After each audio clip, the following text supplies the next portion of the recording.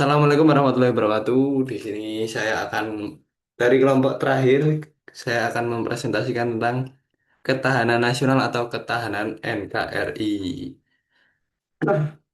Dengan melingkupi yaitu pengertian unsur, ciri khas, asas, sifat, dan relevansinya saat ini.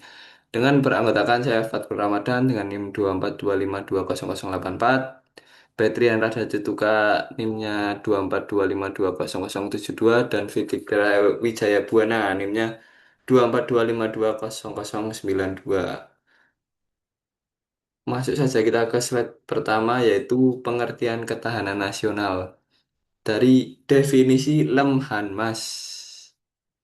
Kondisi dinamis bangsa Indonesia yang berisi keuletan dan ketangguhan untuk mengembangkan kekuatan nasional dalam mengatasi segala tantangan, ancaman, hambatan, dan gangguan, baik dari luar maupun dari dalam, demi menjaga integritas, identitas, dan kelangsungan hidup bangsa serta tujuan nasional. Ibarat imunitas tubuh bangsa. Semakin kuat imunitasnya, semakin tahan terhadap virus atau perpecahan pada krisis-krisisnya. Dan sifat dasarnya dari definisi itu yaitu dinamis atau bukan kondisi statis, bisa menguat atau melemah tergantung situasi dan upaya pembinaan bangsa. Bisa menguat atau melemahnya itu tergantung dari interaksi Trigatra dan Pancagatra secara berkelanjutan. Hmm. Lalu kita masuk ke slide 2 yaitu unsur ketahanan nasional Astagatra. Trigatra dalam aspek alamiah yaitu mencakup letak geografis, kekayaan alam, keadaan penduduk. Tiga itu mencakup dalam Trigatra atau aspek alamiah. Letak geografis ini posisi silang Indonesia di antara dua benua dan dua samudra. Strategis namun rawan. Dan yang kedua yaitu keadaan dan kekayaan alam. Pengelolaan sumber daya alam yang bijak menentukan ketahanan ekonomi bangsa Indonesia. Dan yang ketiga yaitu keadaan dan kemampuan penduduk. Kualitas SDM ini sangat mempengaruhi dalam perkembangan dan ketahanan nasional bangsa kita dan penyebaran penduduk dan komposisi demografi. Ya, dan yang kedua itu Pancagatra atau aspek sosial. Dan ini meliputi yaitu ideologi, politik, ekonomi, sosial budaya, dan pertahanan dan keamanan. Dan ini ideologi yaitu mencakup ketahanan pada keyakinan akan berbangsa Pancasila sebagai pemersatu bangsa. Jadi ideologi itu seperti layaknya kita percaya kepada Tuhan Yang Maha Esa, tapi kita percaya kepada Pancasila. Yang kedua yaitu politik. Politik ini ketahanan pada sistem politik yang sehat, demokratis, dan stabil. Politik ini sangat rawan dan sering kena senggol, termasuk pada pemerintahannya Pak Jokowi. Dan yang ketiga yaitu ekonomi. Ekonomi ini ketahanan ekonomi yang berlandaskan demokrasi demi untuk kesejahteraan rakyat. Nah, yang keempat yaitu sosial budaya. Sosial budaya ini ketahanan identitas budaya bangsa Indonesia terhadap penetrasi budaya asing yang tidak sesuai, seperti kita mempertahankan budaya-budaya dari Jawa atau dari pulau-pulau yang terpencil lah, yang sejujurnya itu sangat sulit karena budaya luar sudah masuk seperti pakaian yang terbuka atau yang sebagainya. Dan yang terakhir yaitu pertahanan dan keamanan. Pertahanan dan keamanan itu kesigapan menghadapi ancaman militer maupun non-militer di bangsa Indonesia tersebut itu sendiri. Dan faktor modern yang apa ya? Meliputi dari lima aspek sosial ini adalah teknologi informasi, serangan cyber, dan mudahnya tersebarnya berita hoax di masa kini. Itu turut mempengaruhi gatra sosial budaya dan pertahanan keamanan. Untuk slide selanjutnya akan dijelaskan oleh Mas Petrian.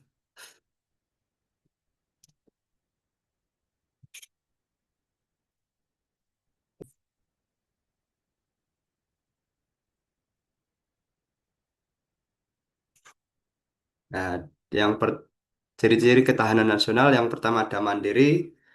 Mandiri percaya pada kemampuan sendiri, tidak mudah menyerah, tidak bertanggung pada pihak asing meski tetap menjalani kerjasama internasional.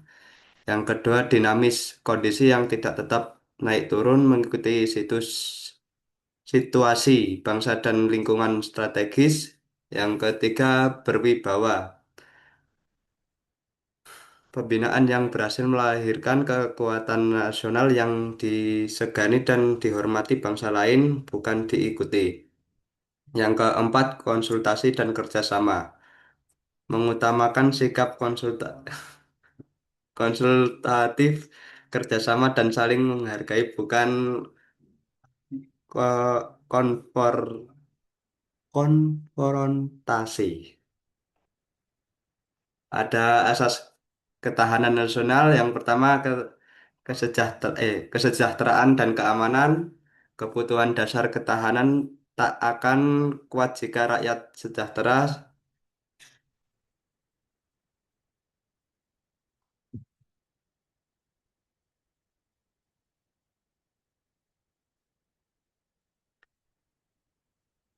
Kesejahteraan tak berarti tanpa keamanan.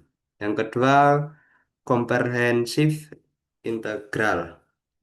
Mencakup seluruh aspek kehidupan bangsa secara menyeluruh dan terpadu, tidak terpisahkan. Yang ketiga, mawas diri, kemampuan mendeteksi ancaman sejak dini dan introspeksi terhadap kekurangan internal bangsa. Yang yang keempat, kekeluargaan, mengutamakan keadilan, kearifan, kebangsaan, gotong royong, dan tenggang rasa. Ada sifat ketahanan nasional. Yang pertama, manunggal. Kesatuan integratif antar aspek alamiah dan sosial, tidak ada dikotomi sipil militer, semuanya bersatu. Yang kedua, mawas ke dalam, fokus memecahkan masalah internal bangsa untuk memperkokoh fondasi sebelum menghadapi tantangan eksternal. Yang ketiga, berwibawa, berkewibawaan. Semakin tinggi ketahanan nasional, semakin tinggi kewajiban dan daya takal negara. Dan slide yang terakhir, yang selanjutnya akan dijelaskan oleh Mas Fidik.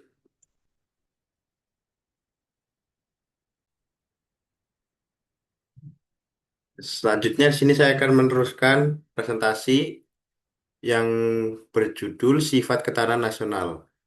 Yang pertama,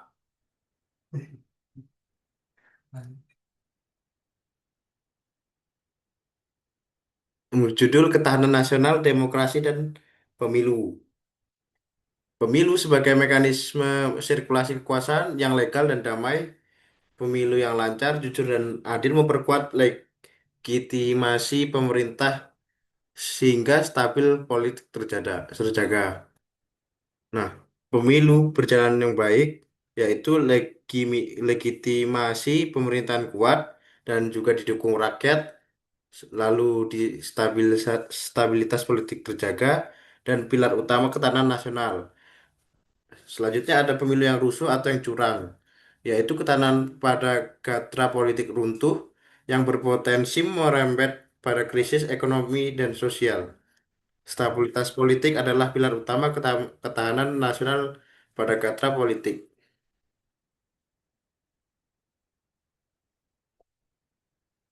Selanjutnya, peran KPU dalam menjaga stabilitas politik. Yang pertama ada penyelenggaraan profesional, yaitu memastikan setiap tahapan pemilu berjalan sesuai regulasi untuk meminimalisir sengketa.